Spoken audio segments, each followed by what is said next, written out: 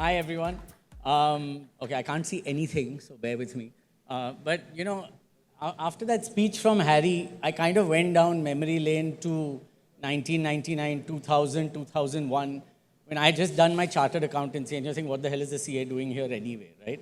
And I remember we got a call from Percept then, and they told us, please come over, we have a project which we've promised to a client, we have no clue how we're going to deliver it, we need help, right? And it was at that time, in 2001 or something like that, a GPS-based car rally, and that was really my first events project. So I think, Harry, there's a bit of I owe you on this one because it was a crazy, crazy project, and we learned a lot, including about 56 new ways of using the word ma in Punjabi galis, right? So that was very fun. I had another interesting project with another gentleman called Devraj Sanyal, who also was part of Percept, and that was for Femina Miss India, which had a whole different wow factor for me at that time. I was much younger and looked a lot better too. But that was my start, and since then, we've been kind of tracking this industry, an events industry since about 2000, 2001. We included it in the first FICCI report as well. I remember writing 2 pages as a last-minute addition to that report. But now we have a full-fledged report, we have a full-fledged section, so I'm very happy to see the industry has really, really grown a lot, though I believe it still has a long way to go. So I'm going to talk about some of those numbers for you. Now, that's a report we released earlier this week, the FICCI EY report on media and entertainment. And you can see pre-COVID, we were 1.9 lakh crores, completely collapsed 25% during COVID. This is the full industry I'm talking about: TV, radio, print, digital, animation, VFX, gaming, all of that, right? But within 2 years, the industry has actually rebounded and exceeded its pre-COVID number. And that itself is a very good sign of resilience. But that's at an overall level. How does it look for the event side? Actually, not so bad. It was the most impacted segment. Events were actually impacted even more than filmed entertainment and out-of-home as an industry. Collapsed from 8,300 crores pre-COVID to just 2,700 crores. But it's clawed its way back very quickly last year. It was the fastest growing segment in the industry and reached 7,300 crores. Now, what is this 7,300 crores? This doesn't include MICE. It doesn't include the unorganized event segment because there's no way we can track that number, right? It's only the larger event companies that we track, maybe EMA members, not even all of that, just a part of EMA's members that we are tracking. But from a trend point of view, you can see there's been a fantastic recovery out there. So I think give yourselves a round of applause because you have really, really rocked it last year. I thought, from the kind of meetings we've been having in the past 3 years, the way the sentiment went down and came back up, it was very, very heartening to see that. Well done. We did a survey of about 100 marketeers in December of 2022. And we took a lot of data from a lot of sources and tried to correlate it. And according to that research, I think the top 5 sectors that were spending, actually led by media and entertainment, because sports bounced back in a very big way. Concerts happened in a very big way. So a lot of spend happened in media, but we also saw tech and BFSI. And there's a number 6 over there called government, all right, which hasn't come on the top 5. But again, we saw a lot of growth there. So I think interesting stuff happening. Many new sectors are spending. And of course, digital was just a fad. So if you look at the gray lines, that's 2021. Managed events were just being provided by 14% of the people we interviewed during COVID.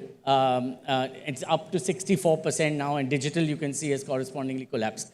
So I think the interesting thing is that we all think digital came and would become permanent, but clearly that's not the case. It was a fad, and digital will stay as an add-on to the managed event, the corporate stuff that we do, but it's at the end, the physical event is working very, very well. And looking ahead, the last few slides, again, when we spoke to the marketeers, it was very interesting to see that all of them, 2 out of 3 of them, were very, very confident on the India story. And that's heartening to hear. So 2 out of 3 marketeers are expecting consumer spend to grow in 23 and 24, which means they will be launching new products, which means that they will be taking on more and more events. So very heartening. And therefore, we expect the organized sector to actually grow from 7,200 crores, that's 72 billion rupees, to 13,400, almost doubling within just 3 years. And like I said, this is only the organized part of the industry. We don't know the unorganized side. I'll be very disappointed if that actually doesn't happen. I'm hoping you guys will break this. I believe it can actually have even more potential to grow. The other thing which we were tracking, and again, this is not a complete list, we track a few of the larger events that we see, but we saw a big increase in ticketed events. Our numbers, based on what we track, pre-COVID, the actual ticket sales were about 125 crores of the larger events that we tracked. That itself has crossed 400 crores. And I think earlier today, Deepak spoke about 600 crores. It may well be the case as well, because ours is not a complete study. But we've seen that kind of almost 3x growth in ticketed event revenue. So again, a very positive sign, and we don't see that slowing down. In fact, we see the number of concerts actually increasing significantly. So if you look at the larger concerts, which actually sell 5,000 or more tickets, our research shows about 35 such concerts, 30 such concerts. We probably will be more than double that within 3 years. And similarly, the smaller concerts as well will grow. So I think, final point, that large corporates have entered, and the government has entered into this events business in a very big way. All of them are making investments. And this is very important, because when I look at the balance sheets of all the largest event companies in India, we don't have the muscle to build infra.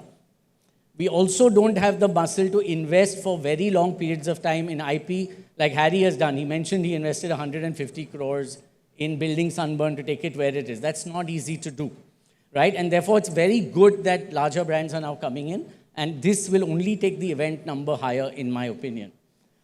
So if I would just conclude with what's it going to take to win over the next few years, I think you need to think beyond metros, because if you look at this graph is very interesting. There are 10 cities which in April paid more than 5,000 crores of GST, right? That's huge. Why are we only doing events in 4 cities? There are 10 cities where GST is so much. There's another 4 cities which are above 4,000 crores and below 5,000 crores. So there's obviously huge consumption happening outside of the 4 metros, and that poses one of the biggest opportunities that we have. The other is pricing right and segmenting the audiences.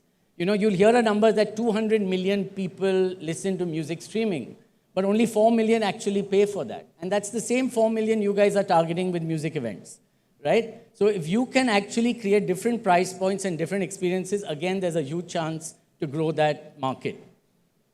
Community better than event, and again, no better example than what Harry spoke about on Percept, where you do after parties, you do vodka, branded, you do watches, you do everything. And that's really the power of community. It can add at least 15, 20% to your revenue. And this year, by the way, digital advertising was 50,000 crores. Just digital advertising in India was 50,000 crores, a huge year waiting for you there as well.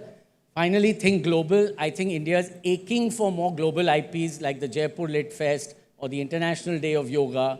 I think there's a huge opportunity to create IPs that will resonate globally, higher ticket prices, bigger ARPU, way better sponsorship values as well. And finally, the multimedia monetization. Now, this is very interesting. We do a live event, right, which has a few thousand people in it. But there's 200 million online streamers. How are we taking our content to them? There's another 200 million people who watch free dish television. They would be interested in this as well. Are we monetizing on different platforms? There's 600 million on TV, right? There's 400 million watching news, right? Where are all these audiences and how can we take our events to them? I think events perhaps needs to go multimedia as well.